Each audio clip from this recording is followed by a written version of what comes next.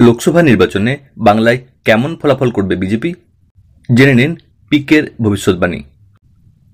সম্প্রতি এক সর্বভারতীয় সংবাদ মাধ্যমকে দেওয়া একান্ত সাক্ষাৎকারে পিকের দাবি, লোকসভা নির্বাচনে বিজেপি বাংলায় বৃহত্তম দল হতে চলেছে।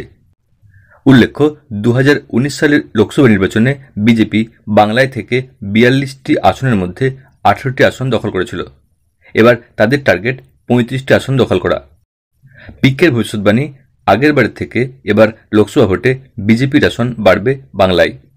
পিকে অর্থাৎ প্রশান্ত কিশোর বলেছেন, তেলেঙ্গানায় বিজেপি প্রথম না দ্বিতীয় হবে সেটা বড় বিষয় নয়, কিন্তু ওড়িশায় বিজেপি প্রথম হবে, পাশাপাশি বাংলাতেও 1 নম্বর দল হবে বিজেপি বলে মন্তব্য প্রশান্ত কিশোরের।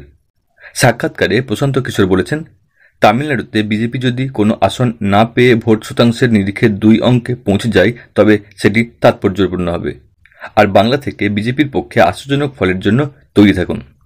প্রসঙ্গত, 2019 সালের লোকসভা নির্বাচনে বাংলা থেকে তৃণমূল ভোট পেয়েছিল 43.3%, দখল করেছিল 22টি আসন।